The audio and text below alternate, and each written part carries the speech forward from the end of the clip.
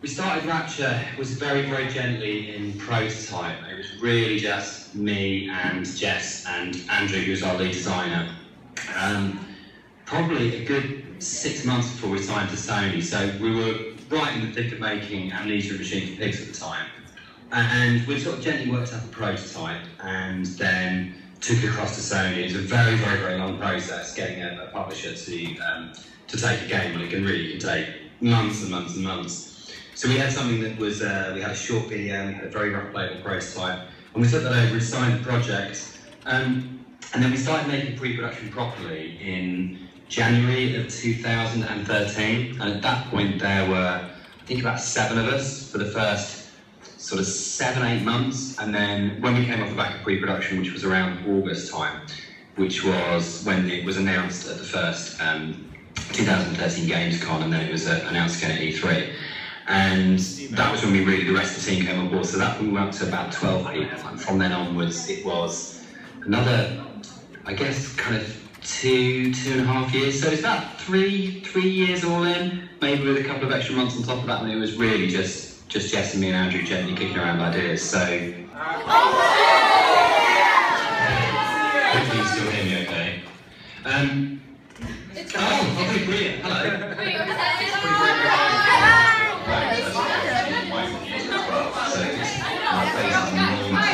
I apologise for that. No, I'm not Stephen Appleton. I think there might be parts of my character which are a little bit closer to Stephen Appleton than I might necessarily be comfortable with. But no, Stephen Appleton. Stephen was voiced by a really fantastic actor called Ollie Dimsdale, who did a really, really amazing job with him. And I think it was really exciting, particularly with Ollie, because like a lot of the cast, he found more in the character than we knew was there in the writing, and that's one of the best things about working with live actors, like live musicians, is they always find stuff that you don't in it and do it. So it was Ollie. A lot of who Stephen is down to Ollie's performance. Peter Pan. We knew we wanted them to be putting on a show in the holiday camp, and we wanted to find something which was very, very unusual, which was the kind of thing show which would have been put on in that kind of space. So, like we did a lot of the game, there was a lot of research went into what's the sort of thing that might be happening genuinely in a kind of like 1980s holiday camp. What kind of play might they put on? And I'm not sure why Peter Pan, it had to be something that was a little bit older for copyright. You can't just kind of use it as it is. We had to go really clear with Disney. The logo we used had to be okayed. It just felt right. Sometimes it's just that things feeling right.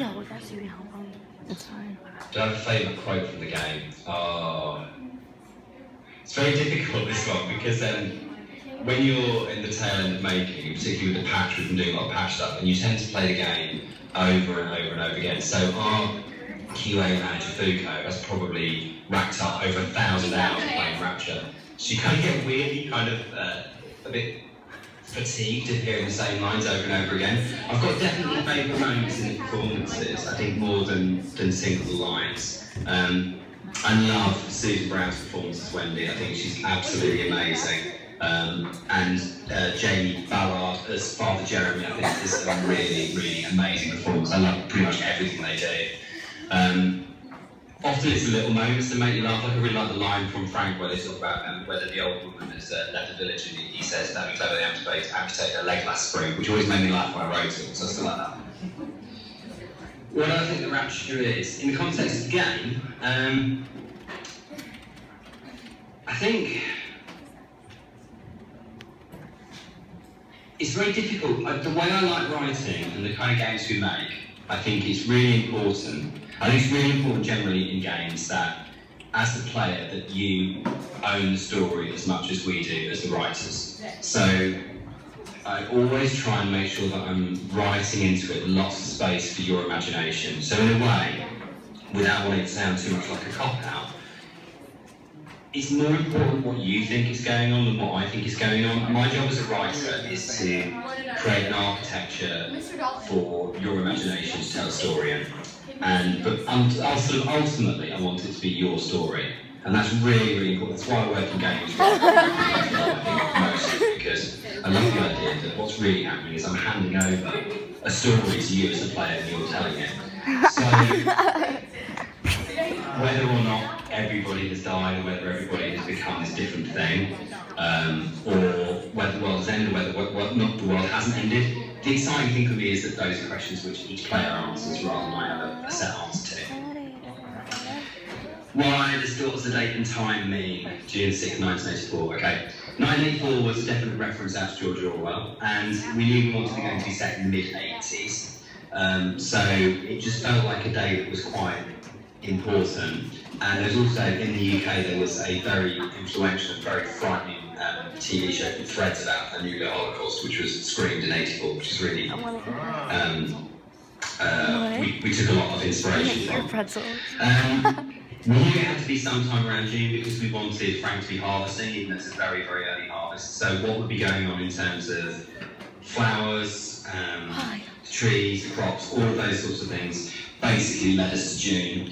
And I don't know why it was 607 really, I'm not sure how we ended up with that one. Sometimes it just sort of happens and you're never quite sure how it did happen, but the date and the month were definitely deliberate. They were all about how the game's being set. What is the light, or is that up to our interpretation? It's up to your interpretation, but for me, the light and the pattern is an alien intelligence, but there's the kind of idea that one of the things about, it's called Fermi's Paradox. Fermi's Paradox says if the universe is infinitely big, there must be, the chances of there not being intelligent life is too great for there not to be intelligent life, so why haven't we met it yet? And one of the answers to Fermi's Paradox is that we wouldn't even know it was life if we met it because it would be so different, so alien to us. And the pattern for me is like that.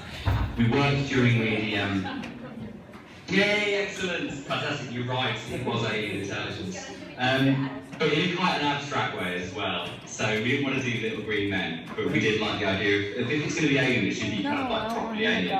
And how would an alien understand us? How could possibly that intelligence understand these weird creatures running around, getting upset about their washing and fighting about their power rehearsals and stuff like that? He's gonna say no.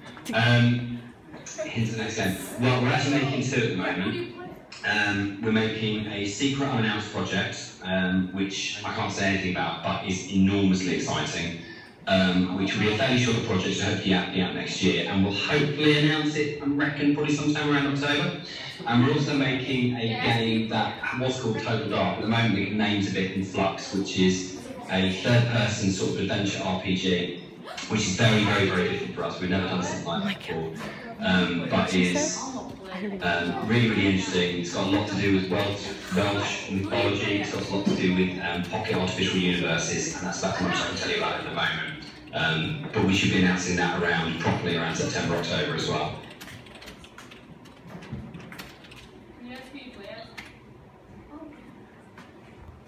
No problem at all. It's been an absolute pleasure. I hope that's kind of good for everyone. Thank you for loving the game so much, and for asking me to come and talk to you. We really appreciate it, and really glad you liked it. Thanks, Brian, for arranging everything. Thank you. It really, really means a lot to us. I'll pass it on to the rest of the team. Cheers. Thanks a lot, then.